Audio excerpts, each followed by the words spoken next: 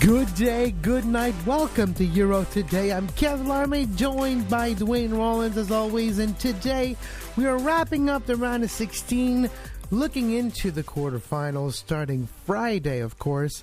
But first, Duane, how you been? Doing well. Got my second jab on Sunday, Kevin. So I am 12 days to immortality. That's how it works, right? Immortality. And that's pretty good. Wait, I'm just being told right now in my ears that unfortunately that's not how it works.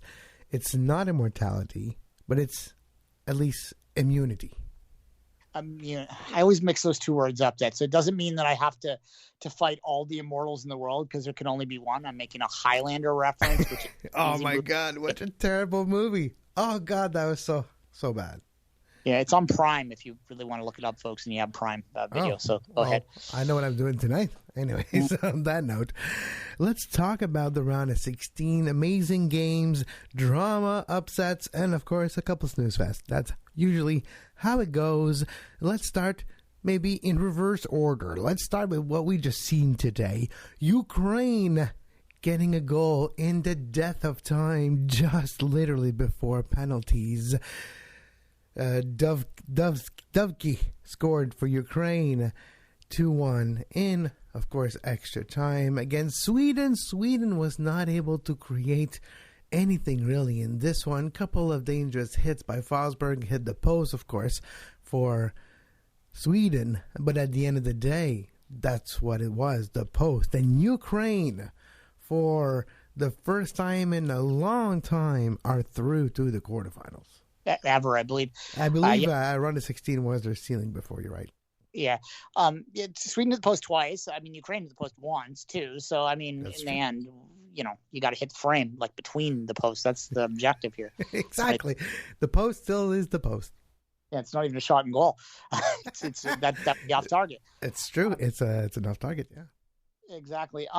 Yeah, I mean, the talking point in this one is the red card in the extra time. I mean, he comes in with his foot that high. I don't care how the collision happens after that point. It's a red card. I saw the replay in the multiple angles and maybe too many times already.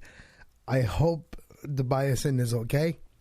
Danielson, of course, was ejected. I don't know where Mr. Miyagi was, but Danielson was, of course, ejected on that one. Jokes aside, that knee looked messed up, and I thought there was a fracture for a second. I was kind of like hoping that it wasn't a compound fracture, because the last thing I want to see in this Euro is another gruesome injury. So, precisely, yeah. Look, and there was a debate on my feed today, and it's the same voices as they always are. I don't want to be too dismissive or get too much in this rabbit hole, but like, guys, it's not 1987 anymore. Like, that's a red card. Exactly. The laws of the game do change, and sometimes we have an idea of what these laws are because of our upbringing, and sometimes, unfortunately, we're a bit behind the times. Yeah, and Daniel Suazato actually had an interaction with me that I thought was interesting. If you don't know Daniel, he's a longtime observer here in Canada. He used to write for MLSsoccer.com. He writes for the Canadian Olympic Committee now as well. So you'll see his work in the next couple of weeks talking about the Canadian women and the American women at the Olympics, well, mostly Canadian women. He writes for the Canadian Olympic Association, not too much interest in the American women, but you know what I mean. Anyway, so Daniel, he's a referee as well, and he basically said that, we get a lot of our insights through the commentators, right? And commentators are often former players from about 20 years ago, and they have a lot of great insight that they give us. They tell us what it's like to be on the pitch. They tell us what it's like in a dressing room, what the dynamics of a room are, what it feels like to feel pressure like that. These are all things that we can't understand possibly. But one thing that they don't do a good job at is helping us understand the laws, because they as players are always trying to skirt them anyway. And also their understanding of them is 20 years old and they haven't evolved. So anyway, but it's like going to see your teacher from your youth, but with the same knowledge that he had back in the day, and not realizing that they changed the whole curriculum since then.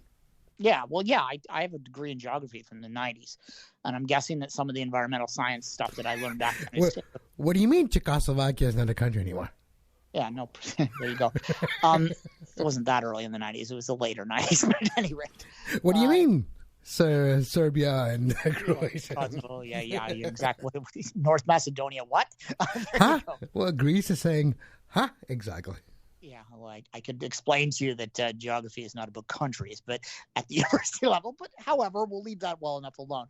The study of man's impact on the world and the world's impact on man, change man to humans, to be polite in the time. Speaking of changing and evolving, anyhow, to get back to the game, look, I thought this was a pretty entertaining game. I was a little bit almost not reluctant, it's the wrong way to put it, but it was a lot of games in a lot of days, and there were a lot of excitement games there. So by the time Sweden-Ukraine rolled around, it was like, if I was going to skip one, which I never would, but if I was going to, it'd be this one. I'm glad I didn't, because it turned into a quite entertaining, if cagey, and at times downright nasty sort of a game. 5 cards in extra time. 5 cards. 1 red, 4 yellows. Injuries, guys on the floor, guys, they're like, what happened? And you're like, oh, wait, he just dislocated his shoulder. Yeah. We like to use wrestling analogies in the show. Turned into a bit of a battle royal. A little bit of a couple of clotheslines here and there. I saw a little bit of judo throw here and there. A little suplex. Exactly. And look, I felt watching the end of that game that if Sweden managed to get that to penalties, that just through the fate of momentum and like the fact that they managed to survive the 10 men in the extra time and all of sort of that means that I thought that they might win that penalty shootout. I'm basing that on nothing but other than a feeling. But once, obviously Ukraine scores the goal late, were they the deserved winners? I think either team could make the argument on the day. Sweden might have had the slight balance of play in regulation, but as 2 posts to 1, who cares? It was 1 goal to 1, and then exactly. Ukraine got it. Speaking of wrestling, was there a stipulation on the losing team needing to change their colors? Was this the battle of the red, the battle of the blue and yellows? It was kind of a pretty game if you like yellow strips. I mean, if it would have been green versus green, it would have been your nightmare. I know that, but and then you just green screen everything, and there's like, wait, there's no players. The ball is being played by itself.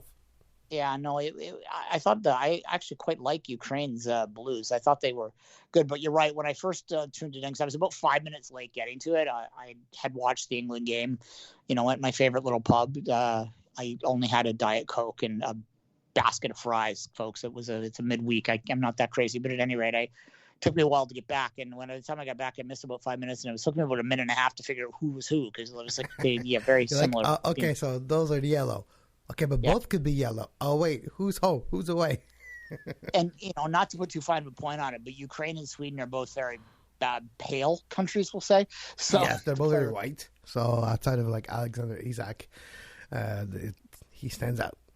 Yeah, it's the complexion of the players is similar. So it took a minute. But look, either one of those teams would have absolutely, jumped over their mother on the street in the ditch to get to the quarterfinals. That's a little impolite, but they'd be very excited to be here. We'll say that instead. And look, England is the opponent. We'll talk about that maybe in the second half of the show. It's all gravy for them. I mean, all the pressure is on England now because, we'll talk about that in a second. But that draw, though. Well, let's talk about, so that 2-1, and they have an easier draw for sure. We'll talk about the bracket and just probably in the second half of this show. England, Germany, the game was hyped. A rematch for Gareth Southgate. Let's set the table for a second. Let's transport ourselves to 1996. The Euro is in England. The hopes of a nation lies on a semifinal. England at home at Wembley versus Germany. First competitive game between the two since 1966, which England did win in that final. But then you have, of course, the stories, and Piers Morgan, a certain Piers Morgan, Duane, was editor of the Daily Mirror back in the day, and of course he made some terrible headlines, racist headlines against Germany, of course equating them to Nazis and all on his tabloids and newspapers, and he was given a lot of flack, and that even created riots after that defeat in penalties. Germany wins when Gareth Southgate, the manager, the caretaker right now, the sélectionneur, as we say in French, of the England national team, he missed his penalty in 96. Andreas Müller scored for Germany, and they eventually won the final. They won the semifinal against England. 25 years later, Gareth Southgate, as a manager, cannot escape that defeat. And Duane, did you know that it took years of therapy for Gareth Southgate to overcome that moment from being the scapegoat of an entire nation? For a decade, he was just ridiculed everywhere he went, until eventually in the manager position, he stumbled upon success in 2018. And 3 years after a World Cup semifinal, he had a chance to exercise his demons. Yeah, narrative writes itself, right? At Wembley, they're not the host of this tournament, but as much as there is a host, it is England, right? They could maybe play one game and we'll be in Rome, and that is the next game they're going to be playing against Ukraine. Yeah, and I believe that if you look at England's history, Rome was the last time they had a big victory in a national in a turmoil. They made it all the way to the semifinal of the 1990 Euro, right? World Cup, yeah. Exactly. So, look, there's a history there as well. This game was probably, at least in the circles that I run in, which are admittedly biased. I'm sure the circles you run in might have been a little more geared towards the French game, which we'll get to. But obviously, this was the one that had a lot of interest. And, look, am I cheering desperately for England to win this? I think out of curiosity, I'd like to see what the world looks like if England wins a major tournament. Maybe it burns. Maybe that's what makes it. I'm pretty sure that they might sink the island through spilled beer. I think that might be what happens. I don't know if you can sink an island, but they might flood it anyway. Look, I thought it was funny when Raheem Sterling scored the goal. I, as I'm apt to do sometimes, was about to make a snarky, sarcastic tweet about how some 0-0 games are art and others are this. I didn't think it was that entertaining up until the goal, and that was partly Southgate's tactics. He set up to try and keep this contained, which frustrated a lot of people. England does have some dynamic players that he left on the bench, and he put a dynamic player in Grealish just before the goals happened, and it changed the game. So, at this point, you can call him a genius or lucky. It depends on your perspective, right? Yeah, and of course, England had the advantage of not having traveled as much as Germany all the way to round of 16, having traveled a big 0 kilometers in this tournament so far. Yeah, they're going to make one flight to Rome, which, easy jet, away you go. You can do that in 2 hours. Exactly. It's not that bad of a flight. It's a one-day affair, back and forth. Yeah, exactly. And unfortunately, no England fans can go to that game because of the COVID restrictions. Will make that not quite the atmosphere that we saw. Yeah, but you know what? That might be a positive if you want England to play well, because we all know how just before that goal, that pressure was maybe negative towards the players. It is a very thin ice. It is, in this case, it's a very thin blade of grass, because the love and hate relationship goes very deep.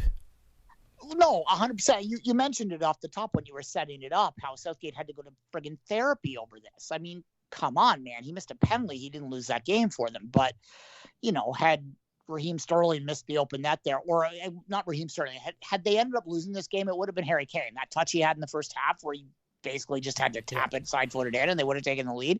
If Germany goes on to score first in this game and then they go on to win, then Harry Kane's going to be the one in therapy for months, right? Because he's going to be the one that, or months, years, I don't know, to blow this. And I'm not sure Kane is all there, to be honest. He did score the second goal in this game, a nice little head. He doesn't look fully healthy to me, but I'm not sure what that's about. Well, I think there's a whole lot at stake for him here, and sometimes the stage is just not that easy. And when you look at Jadon Sancho, that may not even played 30 minutes altogether in this tournament, that's is there an injury there? And there's a whole lot of questions. But, victory changes a whole lot of things. And now a 2-0 victory against Germany, eliminating Germany in the round of 16, which Germany, coming out of the group stage where at times they look great and at times they look just like a team, well, they're just a team, eliminating in the round of 16. End of an era for Joachim Löw, who's been there for 15 years, that is actually just on par from what we've seen from them lately. Yeah, talk about a tale of two halves, tale of two halves of a career with Löw, right? Yeah. I think for the first 7 or 8 years of his tenure in Germany, you would have called him one of the best international managers of all time, and then suddenly Germany goes from the highs of winning that World Cup in Brazil to, where they, are in group. The Nations League we don't talk about a lot, and I don't think anyone knows exactly what it means, but we do know that Germany shouldn't be in League B, which they are. And that was under Löw. They obviously went out in the first round in the World Cup. famously couldn't get the result against the Koreans in that final game there. And, what was maybe my favorite day of that tournament was watching that. And this time around, we'll say that, look, they got a draw against Hungary to finish the group stage, which set them up with a game against England in the round of 16, which they couldn't get over. And now they're over in a plane heading home. Yeah. And look, we'll move on quickly because obviously we have a lot of games to get through tonight, and we were off for a few days, so we want to get through it. But I will finish by saying this, that Lowe's legacy is going to be fine. He won a World Cup, right? So that's not cry too much for him, and I'm sure that he will do whatever he wants for a little while and evolve somewhere and be fine. But when it comes to Germany in this tournament, and Germany over the last little while, I think a refresh is exactly what is needed. They got the result against Portugal, but when we look back on this tournament, and we'll talk about Portugal in a minute, how good was Portugal? The group of death? The group of dead. The group of death. Right? Exactly. No one is standing from the group of death. And let's finish talking about the group of death. Well, there's going to be one team left after this. But France, Switzerland, yesterday, the shock of all shocks. In penalties, 5-4. Switzerland taking France to the brink and then pushing them over with a little goodbye. This is a derby, literally sharing a big, long border between the two friends and sometimes foes in the history and geopolitics. Of course, talk about France and Switzerland here. The Battle of the Alps. And the Alps, surprisingly, are Swiss. A very bumpy border they share, yes. Yeah. I'm not going to get into their history because we didn't talk about the history of the last one, so let's not talk about it here. We did, I guess, with Piers Morgan, which, just as a quick thought on that, screw Piers Morgan. We don't need to lump all of the fans into him. I know, but it was interesting when I was doing my research on this aspect that, names stand out sometimes. And he was still tweeting about it today, too, so, 55 years of hurt never stopped him dreaming. Anyhow, gets back to this one. Look, yeah, you're right. It was the upset of the tournament, the upset of international football over the past 3 years, I would say, fairly. Switzerland, we've joked about throughout this tournament as being always the 20th best team in the world, and that's both a compliment but also not. So, they kind of shut us up a little bit in that result. It was, look, France did not play well in the first half and allowed the Swiss the lead. But then there's that 4 minutes of madness, and suddenly you think, well, this is over. And then at that point it's 3-1. You're like, yeah, it's over. And then, just like it started, Seferovic scored late in this one, and Xhaka scored the second one, I believe, off the top of my head. And then there was a tie game in the brink, but I kind of blame Didier Deschamps' management of this game. And, of course, the injury aspect, the fact that there's a ton of players at a position. But the depth of this team was not equal at all position. And unfortunately, they got injured at the ones where they were maybe the thinnest. Yeah, no, injuries played an absolute role in this, and they do in any tournament. You expect the champions to have enough to get past a team of Switzerland, which is a decent team, not a great team, which is the root of our joke, right? But it didn't in this case. And the other thing, though, and I think if you listen back to our shows before this, what we said about France is that they are a very good team and a team that knows how to win, but they are a team that tends to not bury teams. And we thought they'd buried a team here, but they couldn't finish it out. And that's, maybe kind of things catch up. Like there's a certain randomness to all sport that you can't constantly win games by one goal, even though you're more dominant skill wise. Eventually, maybe you're going to have one go the other way. A bounce is going to go the wrong way. And I didn't see that third goal coming for Switzerland. I really didn't. Although that said, they scored a goal that was, a millimeter offside just before that, too. So perhaps I should have seen it. And someone is mowing their lawn really late at night for some reason in my neighborhood. But outside of that, when we're looking at the way Seferovic scored his goal, and to me that was impressive. The height he got on both his headers, how he did beat his defenders on both accounts, and that was surprising to me. But I do blame injuries on there. I did like how Kama changed the whole game when he came on, and then you mentioned the 4 minutes of madness, and then at the end of the day it was 3-1 when they scored their third goal, and then Switzerland came back, and then nothing in extra time, and we find ourselves with, of course, a penalty shootout. And it goes all the way to the fifth kicker, and it's Mbappe. And Mbappe, well, he shanked it. He sent it right on the keeper. Yes, keeper made a good save. Before this, Sommer has had a 10.6 average of stop penalties. But that narrative changed when he stopped the important one. Yeah, well, yeah, let's not kid ourselves. If you were iron goal, we'd break our hand trying to stop that. But that's, we're not professional keepers, so you gotta, when it's straight at you, you gotta make the save, and he did. It was a well taken penalty shootout up until then, and Mbappe is a young guy that is already a world champion, that is played in a Champions League final.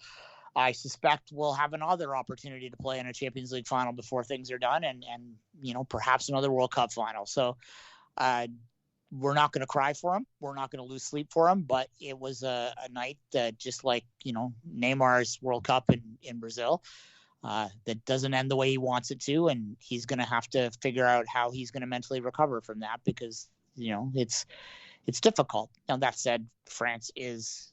The beauty of this tournament for any of these teams is that it's not very long to the World Cup. The next one is about 18 months away. 17 and a half to be precise. Well, there you go. And they will have an opportunity in Qatar.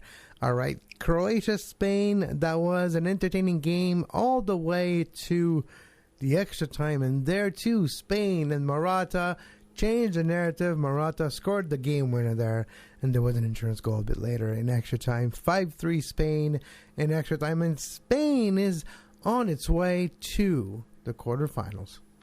Yeah, in the entire history of the Euros, there had never been a knockout stage game that had ended 3-3 in regulations. There were 2 and 4 hours yesterday. So a guy in Quebec put $2 on 2 results. That 3-3 would be in both games, going into extra time in both games. The what do you call it? Odds. The odds that he had were 10,000. It's like $20,000. So he won $20,000 with $2. That's not a bad day at the office. Yeah. First of all, it's pure luck. How would you even think about doing that? It's pure luck. He saw the odds and be like, well, I'm going to put them together because they multiply each other, and you have ourselves with a very big payday. There is a theory of wagering that if you can afford to lose, say, $500 over the course of the year, that you put $500 into a betting account and you just play big plays like that. And through the sheer randomness of life, one might hit. It's like playing the lottery. Just sports are involved. Really, and a bit better odds.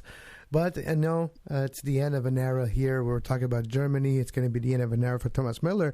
Can't believe he never scored a goal in the Euro tournament, and he got so close there, too. We forgot to mention that earlier. But Croatia, Luka Modric, probably his last Euro. We'll see about his last World Cup if he can get Croatia qualified there. But it is for sure maybe the end of an era for Croatia also. Yeah, I would say, I'm confident last Euro. I mean, 4 more years is a long time. I guess it's only 3 more years, though, right? So I guess it's only 3. Yeah, but that's the funny thing. We're gonna have to watch that with the next little international circle, because if you're a player, normally it's like when you're looking at 2 years and a lot of qualifying to go through. But if it's only 18 months, you're like, well, I can do it for a little while longer. So it will be interesting to watch how that plays out. But to get back to Spain here, look, this is a funny thing. I was listening to a lot of the, other media about this thing, and I like shows that I hadn't listened to forever. So I just listened to the show after show after show today, just to sort of see what they're saying out there. And it's funny listening to the narrative on Spain from the first 2 games where they couldn't score. And then, people go, they're done, they're awful, they're terrible. They scored 10 goals in the last 2 games. So, maybe not done, but we'll see. This does seem something a little off. I mean, they blew, just like France, they blew a 2-goal lead. And then they, unlike France, were able to turn it around in the extra time, and they did it quite carefully. And I think Croatia at that point, they're just not the same team as they were, 3 years ago. And the age just caught up, I think. The age, and there's a couple players missing from that squad, and they did well, I think, to take Spain to the brink. Perisic had COVID, so he was not available for this game, which was their best attacking option here. So, yeah, and Modric can't, look, 2018 was a lot on Modric, but he wasn't doing it alone. This was Modric's team, and and especially in that game, they were only going to go as far as he could drag them, and he, if it turned out he could only drag them to extra time. No, exactly. And when you think about 2018 Croatia, you think about Mandzukic, Rakitic, Modric, and Perisic. He was missing 3 of those in that round of 16 game. It was not to belabor a 3-year-old tournament game, but that Croatia team in 2018, I picked them to go to the final, and I'm not tooting my own horn here. There was quality on that team if you looked at it. And as a dark horse pick, there weren't many better. I mean, that's hindsight to say that, but I picked them before, so it wasn't complete hindsight, right? It wasn't that surprising that they made the final. The size of the country, the lack of that kind of history, they have good history, but the lack of that kind of history, made it a bit surprising, but they really shouldn't have been. That was an excellent team. But it's also a perfect storm. Anytime a country of that size makes a major final, it is a perfect storm, and they will need to rebuild from this point forward. They have an excellent culture there for the game, so I'm sure they will rebuild. But that's not a country that can do it every tournament. It's a country that can maybe do it every 4 tournaments, and this just showed that they're quite there. And they never looked great in this entire tournament. They were just a good team, not a great team. And look, Spain, I still don't know what the hell they are. And I picked them to win the tournament. Part of that was me being cute, let's be frank. But I still don't know. They might. They scored 10 goals in the last 2 games. They might. Yeah. But now they're going to face, it's going to be Spain and Switzerland. So, that's kind of an easier maybe round, an easier way to a semifinal game for Spain, which some would say the same for England. Let's talk about the game of all game in this round, Belgium, Portugal. Amazing game in a 1-0 fashion. Late in the game, Cristiano Ronaldo in Portugal tried everything, threw everything, and even the kitchen sink. But, of course, Thibaut Courtois was not to be beaten on the day. Yeah, and look, this is a funny game for Belgium in the sense that on one hand, you can say to it that this was, they beat the holders. Portugal's no joke. They've got, one of the greatest players to ever play the game. That's, still got it because he's still. He still could have almost scored 3-4 goals in this one and scored 5 goals in the tournament. Yeah, and still currently the Golden Boot leader. And we'll see whether someone catches them. But at any rate. Forsberg's out, so there you go. Yeah, so we'll see. Raheem Sterling has 3. There's a dark horse there. If anyone has that, speaking of long odds. Anyhow, I think it was probably about 150 to 1. I looked before. But Belgium also in this game, the injuries. De Bruyne is still maybe out. We don't know what they're going to look like in this quarterfinal. I'm sure that they're going to do everything they can to get a full lineup out there. And I'm sure that if, I'm going to be terrified watching it from a club perspective, but we'll put that on the shelf. Eden Hazard might be out too. So yeah. And that's got to be the question. Now you have Switzerland, as you say, that's Spain, but it's we don't know. It's what's the term? I forget the when you win but you lose. Well, crowd victory. Anyways, victory. They got Czech Republic, so that's going to be the matchup there. So no, it's Belgium-Italy. Sorry, Belgium-Italy. Yeah, exactly. We're all mixed up. We'll get that in the second half. Don't worry. It's Denmark and Czech Republic. Anyways, exactly. But Belgium-Italy will be quite a battle, and that was the toughest part of the bracket because you had France in there. Anyways. France being booted out changes the whole thing. But Belgium 1-0 over Portugal. Portugal tried everything but couldn't get that goal. Quickly, Czech Republic and the Netherlands. Frank de Boer is not only eliminated from the tournament, he has eliminated himself from the job of manager of the Netherlands. He has stepped down earlier today as the day of recording. Frank de Boer, Mr. 1 year, 1 club. That's his resume lately. Yeah, I don't think he's a good manager. I can tell you from the eye test, he is not. This is the thing about Dutch managers: they either nail it or they're terrible, and it's rare that they know that they're terrible. The fact that he resigned on his own accord means that he was about to get pushed, and they gave him the opportunity. It's kind of like he said he resigned because it's unhealthy for him. He said to have this job, and he said a few weeks ago, in the lead up to on TVA Sport, lead up to the Euro, kind of magazine show, he mentioned, Duane, that, in Holland we have 8 million managers of this team. Yeah, no doubt. So, well, a few of these millions are probably happy today. Probably only 7 million, because 1 million are managing the speed skating team. So, Yeah, but it's turn left. Yeah. Turn left. The Dutch are demanding peoples, if you don't know. Stereotypes are sometimes correct. They're very opinionated. At any rate, I'm in a couple pools. I'm in a pool with just a bunch of friends, and someone got me into it, and they don't know what I do, so they don't know that I'm a ringer. I was the only person to get this result, and it wasn't because I'm in love with the Czech Republic. It's because I really don't like this Dutch team, and I don't trust De Boer, so I picked the Czechs to win this game. And I might win this pool because of it. Although I'm not in first, even though I'm the ringer. Anyway, yeah. Someone asked me, "What do you think about the Czech Republic?" I'm like, "Well, Patrick Schick is for real.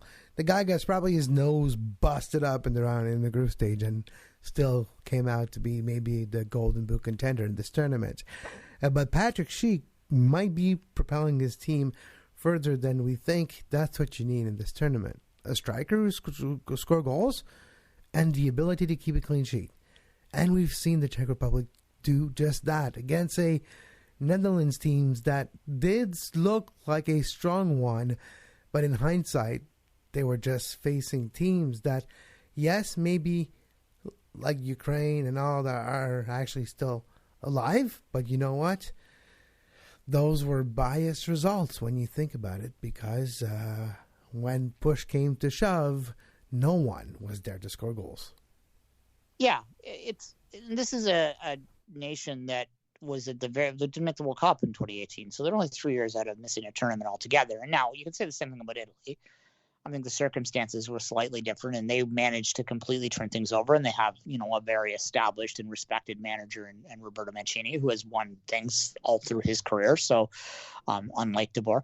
Right. So, there's a bit of a difference there. When it comes to the Czech, what I will say is this: if you not necessarily, I forget exactly what we said about them, but I've listened to several previews, and they were tipped as a decent side by a lot of people that know what they're talking about. So this shouldn't be that shocking. As you say, they're solid, and they have a guy that can put the ball in the net. What more do you need?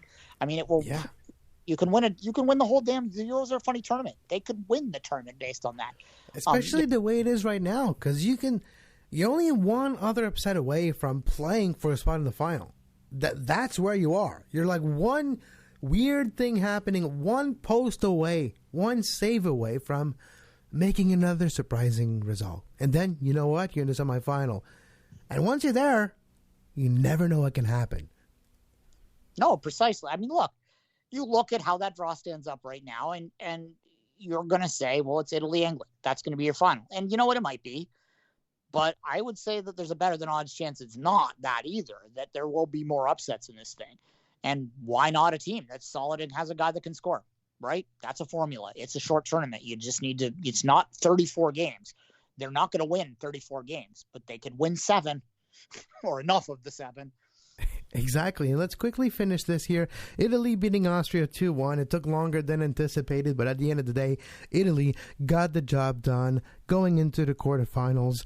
Denmark, surprising victory against Wales.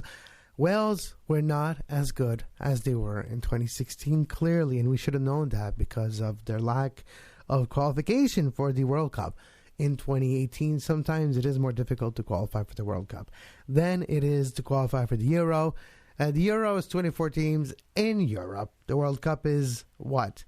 A maximum of 6 teams?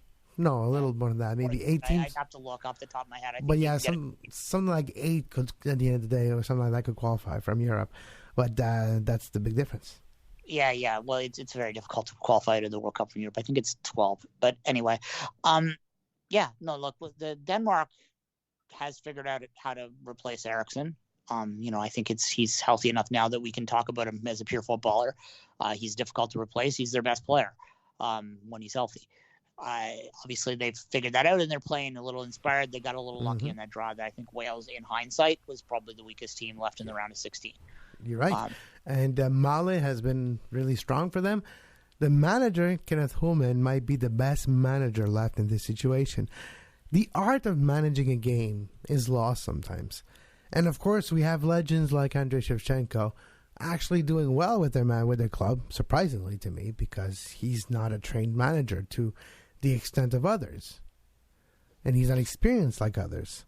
But we have Kenneth Human, former assistant manager when Patrice Bernier was playing for FC Nordsjælland, and a longtime manager in Denmark and Norway and in multiple places. And of course, he's the manager of this selection. And he's doing an amazing job managing not only the emotion of the group stage, but the pragmatism of a game like against Wales.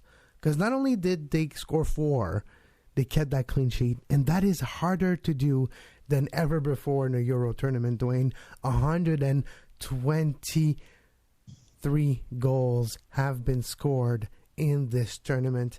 That's an all-time record. 108 was the biggest before this year, and that happened in 2016. There's a lot of goals in this tournament.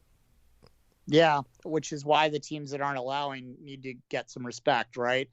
And I'm on my background here. I'm seeing just the end of a repeat of a game of another one that hasn't allowed. So you can figure out who that is from today if you want. To back to Denmark. That's England, and that's because Pickford. Did you know that Pickford's father's last name is not Pickford? Did you know that? I did not, Kevin. So do you know what it is? Please tell me. His grandfather is named Pigford, and the goalkeeper Pickford's father. So the senior decided to change his name for obvious reason. This is what happens when you do a podcast with a guy that's doing stats for TV. You learn them. You need to have those anecdotes ready to go. Exactly. I learned a lot of them in my day job now. Yeah, there you go. You mentioned the manager stuff, and I'll just say this it's very, I think we overestimate the tactics sometimes. And I'm guilty of that as much as anything else. But man management, or player management, if you prefer, is so vital, particularly at the international level, where you have them for a short period of time. And if you can manage egos and you can get people and push them together and inspire them, and keep them together in a short stretch, then you're going to go a long way in the international game. And sometimes I think the managers that fail are the ones that struggle the most on that. And I'll say that.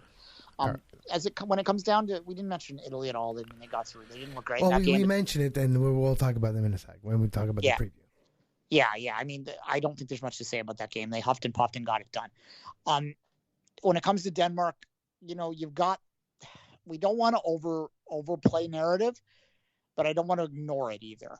They are now 3 games away from doing something truly inspiring, and they are a talented team with a really great spine. So, and when you look at their quarterfinal matchup, it's winnable. Exactly. And then, like you said, they are 90 minutes from being in a final. And once you're in a final, who cares, right? Like You've already kind of won at that point. Just ask the Montreal Canadiens. I had to plug it at least once. I'll take a short break, Duane. When we come back, we'll preview the quarterfinals. You are listening to Euro Today with Duane Rollins and myself, Kev Laramee. Follow us on Twitter at SoccerTodaySPN. Subscribe to our show wherever you get your podcast, and subscribe to our YouTube page, youtube.com/sports podcasting network. And we're back on Euro Today, Kev Laramee with Duane Rollins, and we're looking at right now the quarterfinals. It starts Friday, and we have, in no particular order, Duane, I'm just going to mention them. Belgium, Italy is an amazing matchup. That will take place in just a few days. What do you think about it? I think that's probably your matchup of the tournament right there. And if you want to be, chalky about it, that's your winner. That should be your favorite to win the tournament. I picked Belgium to win this tournament. No, I picked Spain to win this tournament. I picked Belgium to win this tournament somewhere else, so I'm getting them mixed up. But I picked Spain in the show, so we'll stick with that. You can choose two. That's fine. Yeah. Both of those teams, I think, based on the quarterfinal or the round 16 results, have a little bit of questions. I think if you look at their overall tournament play, I might make Italy the slight favorite. They have, I think, been overall the most dominant team in this tournament so far. that said, Belgium, I think, they're the number one ranked team in the world. So they're the highest ranked team left in this tournament. You say what you want about the FIFA rankings, but that's what they are, and that's what it says. And so far, they don't lie, because honestly, Ukraine's 18, Sweden's 24. So, yeah, it's exactly, and we'll see. But it is a good. That's the Friday 3:00 game, I believe, and it should be. It's good that we have one marquee matchup like that. There's a lot of chaos in the rest of the draw, so the fact that we have like a top two nations. I mean, Belgium's maybe not consistently in the top nations, but they have been for a decade right now. So. Exactly, and there's still a chance for a very high-profile final when you think about it too. But that's going to be interesting. Belgium, Italy, and I might go as far as saying that yes, the winner of this game will go on and face Spain in that semifinal, and that is an amazing matchup, Belgium or Italy against Spain, because honestly, I don't think the Swiss can do the same magic trick twice. I'm sure that what you're going to hear heading into this is nods to Switzerland beating Spain in a World Cup. But if you're going to make a nod to that, they beat them in the opening game of the 2010 World Cup. If you're going to make a nod to that, then you might as well make a nod to how good that Spanish team was in 2010. It's about as relevant, right? So exactly. And like you mentioned, they scored 10 goals in the last two games. And Switzerland, we all know what type of cheese they have. They have cheese with holes.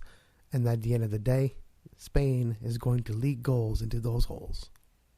You'd think, yeah. And after the first two games where they struggled to kind of finish after that possession, it is they've sort of got it moving forward. And if you're the Spanish team, you have to be pretty happy with that at this point. They are the definite. The expected goals have just rebalanced themselves. That's what happens when your sample size become a bit more realistic. I made a comment on Twitter recently this week that after Spain had scored 5 goals, that there was a lot less snide comments about XG. That's the thing, guys. XG is not really meant to be a single game stat. Anyway. No, it's a stat that is useful over what I found right now really useful and only predictable is between 6 to 12 games. Under that, it doesn't mean squat. Yeah, it's really just talks about trends. Yeah, so you can overlook. There's luck in sport. It helps you understand what's luck and what's not, and identify when a team is outperforming its expectation or overperforming it. That's what advanced analytics do. They don't predict game by game results. Otherwise, everyone who did advanced analytics would be rich from wagering on sports. Exactly. Which I have to tell you, there's a lot of people who think they can do that, and they get burnt even when they think they know what they're talking about. Ukraine, England. That's an amazing matchup here in the quarterfinals. England, the favorite here after a good performance. Raheem Sterling carrying a nation, doing what a boy that grew up just a few blocks from Wembley. Looking at his left forearm, you could see him as a boy looking up to the Wembley Stadium, which he just scored 3 goals in over the last few weeks. It's 550 yards or something is how far his apartment was from the Wembley gates. Although there is some controversy over his tattoo because some people suggest that it's the new Wembley on there, and really he would have grown up looking at the old Wembley. And then yeah, but you know what? That's why we can't have nice things, because there's too many people that are pedantic. Pedanticness? Anyway, yeah, no. I'm one of them sometimes, so I know. Also, allow me to be a fanboy of Raheem Sterling for a second here. Raheem Sterling gets a lot of crap from England fans. You know why? You know why, right? Well, I have a theory. There's a couple, because he was a regular person who was born in a regular spot and had to work hard for everything, and his skin color is, unfortunately, for people that are racist, is beautiful. So yeah, exactly, and he left Liverpool to get more money somewhere else, and that's unforgivable by some people. But at any rate, some others would say that Liverpool let him go, and they should have realized what they had. So on that level, I guess I would call myself a somewhat reluctant England fan. I am quite enjoying the fact that it is Raheem Sterling that is scoring the goals for them in this game, because a lot of those people would have booed him or been angry at his activism and all that sort of stuff. So it is nice to see him doing this for his country and getting his just rewards, because he is a very brilliant player. That's inconsistent. There's no doubt. Like, you can criticize Raheem Sterling's play at times based on what's happening on the pitch. I mean, he's what I call scoring. He's a scorer in bunch. He scores them in bunches, right? He gets hot. He scores a ton. Then he's going to get a little dip of form. But that's normal. That's how the body works. That's how performances work. You hit a level, you peak, and then you go down a bit. And then you work hard to reach that peak. And then it's the cycle of life. There you go. And he didn't play great down the stretch for City. And didn't play well in the Champions League final. So, there's frustration with that. And I can see that as a fan. I can see that, but I can respect him as a person. And I think that he's gotten a lot of respect in this. But to get to the game, look, England's a favorite. They are, absolutely. But Ukraine is tricky. Ukraine is a team that showed today that they have some grit, that they have the ability to score big goals, and won't be a pushover in this turn. They're chasing destiny now themselves. Any team in the quarterfinals on is going to be a difficult touch out. And if you're England, you've got to be careful not to have a banana peel here after you slayed, the old dragon, right? Well, what I think is going to be helpful is the fact that it's totally a different team than Germany.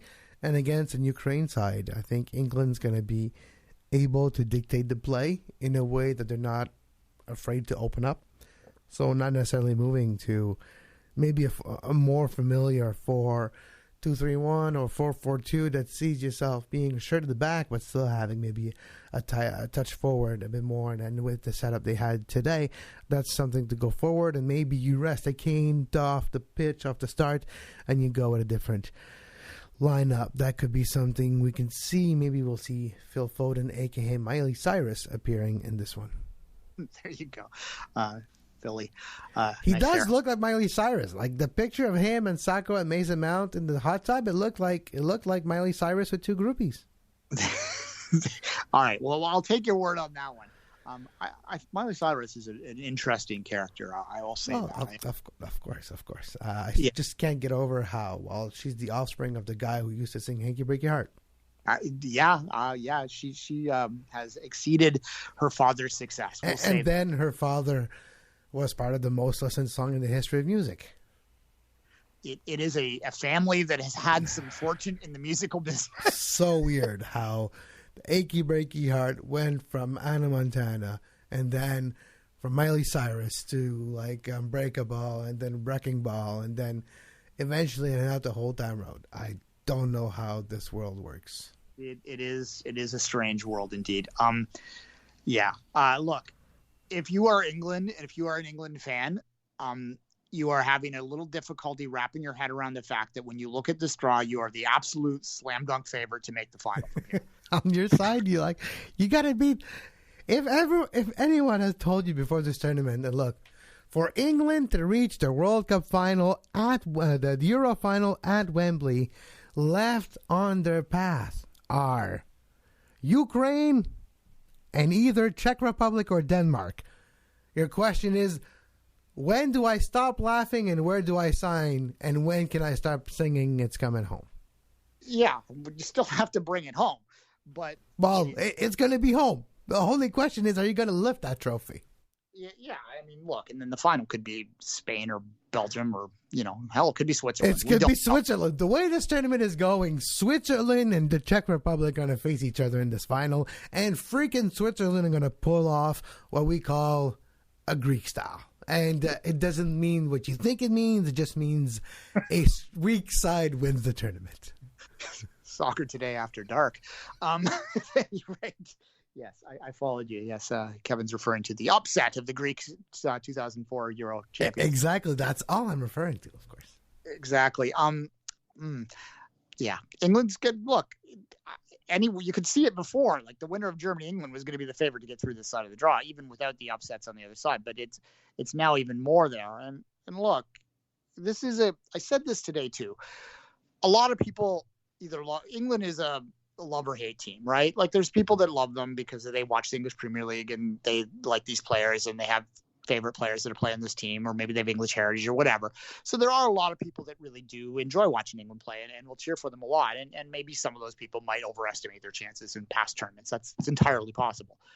There's a lot of people out there that hate the English national team because they're sick of hearing about them. They're, to use our hockey analogy, our second hockey analogy for the day, they're the Leafs of international football. They haven't won anything since 1966, which is a year before the Maple Leafs. Yeah, exactly. They have similar qualities in terms of their fan base and expectations versus reality and all that sort of stuff. But right now, if you're out there saying, "Oh, England's overestimated chances of the finals," you are the one being deluded. Like this, they are the best team left on that side of the draw. Like on paper, the eye and the stat test, it all plays out. Even if you add the value of the players on an objective basis, they're almost $1 billion ahead of the other three, and they're worth more than two of the three combined. Precisely. And look, they haven't allowed a goal. That's a big deal. They have struggled to maybe score as much as people would like. Part of that is tactical, but they've scored enough.